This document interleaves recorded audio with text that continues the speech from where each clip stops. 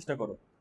যদি এই দুটা কলমের মধ্যে আমি খুব হালকা করে বন্ডিং রাখি, এর মধ্যে কি এই কাপড়টা ঢুকানো সহজ হচ্ছে না? সহজ হচ্ছে কিনা? বাট আমি যদি একটু শক্ত করে বন্ডিংটা রাখি, এর মধ্যে কাপড়টা ঢুকানো কি আর একটু কঠিন হচ্ছে না?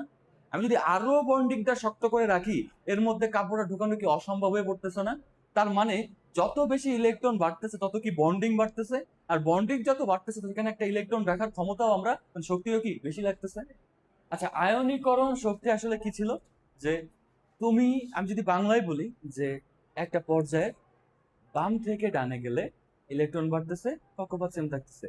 এখন ওই ইলেকট্রন, একটি ইলেকট্রন অপসারণ করতে আপনার যে শক্তির প্রয়োজন, হ্যাঁ আপনার বই খুব সুন্দর করে লেখা আছে যে কি 1 মোল ইলেকট্রন অপসারণ করতে বা ধনাত্মক আয়নে পরিণত করতে যে শক্তির প্রয়োজন হয়। দেখেন, এত বড় সংজ্ঞা দিয়ে তো আমরা বুঝবো না, আমরা একটু সংক্ষেপে বুঝি। সংক্ষেপে কি আসে, যে এই যে ইলেকট্রন বৃদ্ধি পাচ্ছে, এখান থেকে একটা ইলেকট্রন অপসারণ করতে ভাই তোমার যে শক্তিটা প্রয়োজন হবে।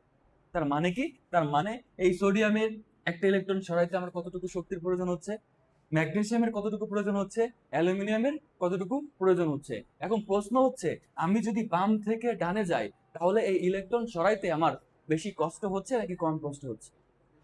বেশি কষ্ট হচ্ছে। কেন? তার অ্যান্সার হচ্ছে এইখানে। আমরা কিভাবে অ্যান্সারটা দিব? যে পর্যায় সারণীর বাম থেকে ডানে গেলে ইলেকট্রন বৃদ্ধি পায় কিন্তু কক্ষপথ সেম থাকে।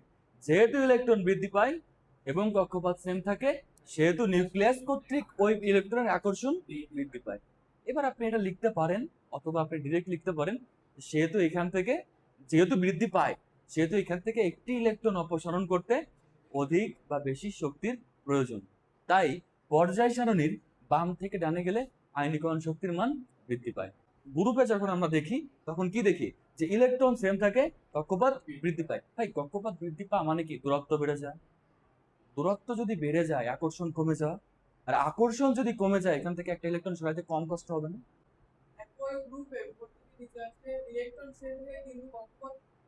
এক্স্যাক্টলি, এতটুকুই যথেষ্ট যে একটা গ্রুপের উপর থেকে নিচে যখন আসি, কক্ষপথ বৃদ্ধি পাচ্ছে বাট ইলেকট্রন সেম থাকতেছে। কক্ষপথ বৃদ্ধি পাওয়া মানে তোমার দূরত্ব বেড়ে যাওয়া। আর দুটা চৌম্বকের মধ্যে, চৌম্বক এক্সাম্পল দেওয়া যায়, যে দুটা চৌম্বকের মধ্যে যদি দূরত্ব বেড়ে যায়, কথা কি বুঝছো? দুটা চৌম্বকের মধ্যে যদি দূরত্ব বেড়ে যায়, তাহলে তাদের আকর্ষণ কমে যায়, তাদের থেকে একটা ইলেকট্রন অপসারণ করতে কম শক্তি লাগে, তাই না?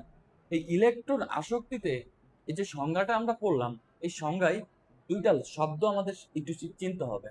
প্রথম শব্দ কি? যে বসিয়ে, একটা কথা বলতে দেখছেন, বসিয়ে। আমরা আয়নীকরণ শক্তিতে দেখছিলাম যে অপসারণ করে। অপসারণ বলতে কি বোঝায়? যে কোনো কোনো জায়গা থেকে আপনি সেটাকে উঠায় নিচ্ছেন। বাট বসিয়ে বলতে কি বোঝায়? যে কোনো জায়গা থেকে আপনি সেখানে স্থাপন করছেন, তাই না? তারপরে আর একটা শব্দ বলছে ঋণাত্মক। আমি এটা বুঝাইছিলাম না, যে একটা ইলেকট্রন বা একটা মৌল যখন দুইটা ইলেকট্রন ত্যাগ করে, তখন কিসে কি হয়? প্লাস হয়, তাই না? আমার কাছে দুইটা ইলেকট্রন আছে, আমি যদি একটা ইলেকট্রন ত্যাগ করে দিই, আমার মাথার উপরে একটা প্লাস হবে। যদি দুটা ত্যাগ করি, দুইটা প্লাস হবে। আমার কথা কি বুঝছেন? তার মানে মৌলসমূহ যখন ইলেকট্রন ত্যাগ করে, তখন কি হয়? ধনাত্মক আয়নে পরিণত হয়। আয়ন কি বলছিলাম না? যে আয়ন কি? ওই যে আমি যখন দুটো ইলেকট্রনের মালিক, কাউকে ত্যাগও করি নাই, গ্রহণও করি নাই, আমি কিন্তু তখন আয়ন না। বাট যখন আমি একটা ইলেকট্রন ত্যাগ করে ফেলছি, ধরেন আমি এখানে ত্যাগ করে ফেলছি, আমি এখন কত? +1 না? আমার এই রূপটা হচ্ছে এখন একটা, আমি আয়ন। আমি কি? আয়ন। কেন আয়ন? কারণ আমি একটা ইলেকট্রন ত্যাগ করে ধনাত্মক আয়নে পরিণত হয়েছি। কি হইতো যদি আমি দুটো ইলেকট্রন ত্যাগ করতাম? 2+, আমি কি আয়ন থাকতাম না? আয়ন থাকতাম।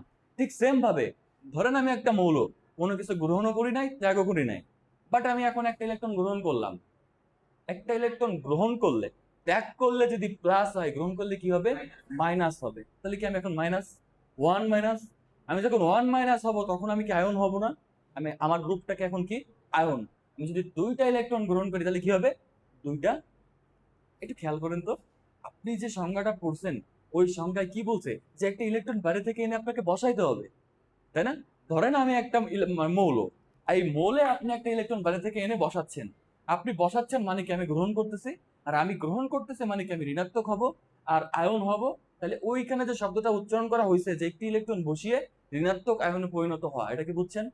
যে আমার উপরে একটা ইলেকট্রন বসানো হচ্ছে, তার মানে কি? আমি একটা ইলেকট্রন গ্রহণ করতেছি, আর আমি যখন একটা ইলেকট্রন গ্রহণ করব আমি অবশ্যই ঋণাত্মক আয়নে পরিণত হব। নাই তোমাকে লিখতে হবে, দেখো যে একটি ইলেকট্রন বাড়তেছে না, কক্ষপথ সেম থাকতেছে না। তুমি একটু খেয়াল করো তো, একটু একটু বোঝার চেষ্টা করো। যদি এই দুটা কলমের মধ্যে আমি খুব হালকা করে বন্ডিং রাখি, এর মধ্যে কি এই কাপড়টা ঢুকানো সহজ হচ্ছে না? সহজ হচ্ছে কিনা? বাট আমি যদি একটু শক্ত করে বন্ডিংটা রাখি, এর মধ্যে কাপড়টা ঢুকানো কি আর একটু কঠিন হচ্ছে না? আমি যদি আরো বন্ডিংটা শক্ত করে রাখি, এর মধ্যে কাপড়টা ঢুকানো কি অসম্ভব হয়ে পড়তেছে না?